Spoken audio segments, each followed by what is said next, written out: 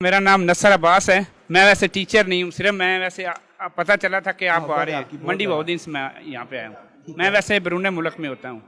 एक सवाल है कि पूरी दुनिया में जहाँ पे भी हम जाते हैं कि यहूदियों की चीज़ें अच्छी हैं, उनकी क्वालिटी अच्छी है, उनके चाहे खाने पीने की चीज़ें हैं या वैसे हैं, यहूदियों की चीज़ें अच्छी हैं। हम मुसलमानों की चीज़ें अच्छी नहीं होती, क्वालिटी अच्छी नहीं होती। अगर मैं यूरोप की बात कर रहा हूँ, पाकिस्तान में तो इतनी नहीं है यहूदियों की चीज़ें, वैसे ऑल ओवर द वर्ल्ड की बात कर रहा हूँ। वहाँ पर हमें ये मसला बनता है कि हम बेसिकली मुस्लिम हैं, मुस्लिम हम वहाँ पे बहुत पसमानदा हैं, बहुत पीछे हैं। अगर कोई गलत काम कर रहा है तो वहाँ पे मुस्लिम होगा, ईसाई भी नहीं होगा, मुसलमान होगा पीछे। ये मसला फ़लस्तीन का तो बहुत दूर की बात है, कोई मुसलमान जाके इकट्ठा हो जाके स्ट्राइक करे या कोई वहाँ पे एहतजाज करे। सिर्फ मसला ये कि हम मुसलमान थोड़ा तरीका बता दें हमें कि हम इसके लिए क्या पूछा। इसी बहाने चंद और बातें कर जाऊंगा आपसे। यहूदियों की जो चीज़ें बहुत अच्छी होती हैं, क्वालिटी बहुत अच्छी होती है, जैसा कि आपने कहा, कुछ चीज़ों को आप मान लेते हैं, कुछ चीज़ों पे बात की जा सकती है। पहले हम बात करते हैं, यहूदियों की चीज़ें बहुत अच्छी हैं, कोल्ड ड्रिंक बहुत अच्छी है, उनका पिज़्ज़ा बहुत अच्छा है, उनका बर्गर बहुत अच्छा है, उनकी फार्मास्यूटिकल कंपनी की दवाइयाँ बहुत अच्छी हैं। किसने कहा? किसने कहा? किसने कहा? ये किसने कहा? अच्छा, आप कह रहे हैं ना, आपको किसने बताया? अच्छा, अब मैं आप ही से पूछता हूं नए अंदाज में, कोक बेहतर है कि लस्सी बेहतर है?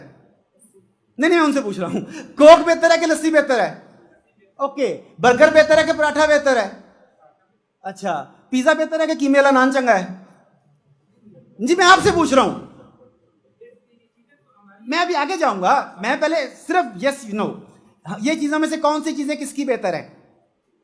ओके, अब आते हैं फार्मास्यूटिकल इंडस्ट्री, जिसे फार्मास्यूटिकल माफिया कहा जाता है इस वक्त, जिसकी दवाइयां और अब आपको वैक्सीन भी जबरी लगाई जाएगी, जो सारा कुछ होगा, ये एक माफिया है।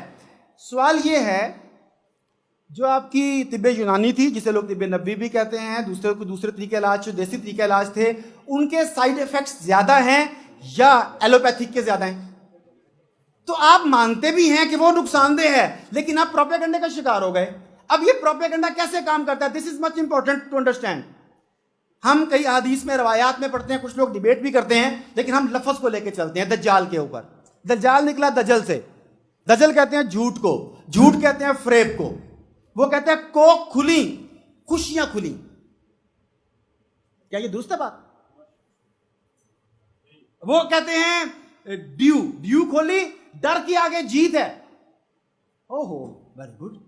चॉकलेट का इश्तिहार आता है और साथ लव के सिंबल बने होते हैं। जहां ममता वहां डालडा है। ये ममता और डालडा का कनेक्शन क्या है, मुझे बताइएगा जरा क्या है?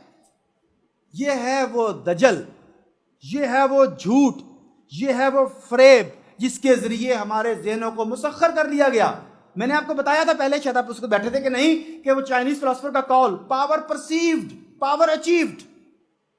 उन्होंने अपनी बर्तरी का ऐसा सिक्का हमारे ज़हनों पर जमा दिया, हमने आंखें बंद करके मान लिया कि इनका निज़ाम ठीक है, डेमोक्रेसी ठीक है, इनका निज़ाम है। हमने आंखें बंद करके मान लिया इनका तरीका इलाज ठीक है, क्योंकि ये ठीक होंगे। हमने आंखें बंद करके मान लिया कि इनका तर्ज जंग ठीक होगा, अपने लोग जंग सीखने के लिए वहां भेजो, क्योंकि उन्होंने हमारे ज़हन पर यह सिक्का बिठा दिया। हमें उनकी गुलामी से निकलने से पहले खुद को ज़हनी गुलामी से आज़ाद करना होगा। हमें उनके हर कदम के ऊपर, उनके हर स्टेप के ऊपर सवाल उठाना होगा, और यकीन मानिए आंखें खुल जाएंगी आपकी। आपका बहुत शुक्रिया, आपकी वजह से मुझे बात करने का मौका मिला, वरना ये बात मैं कैसे करता।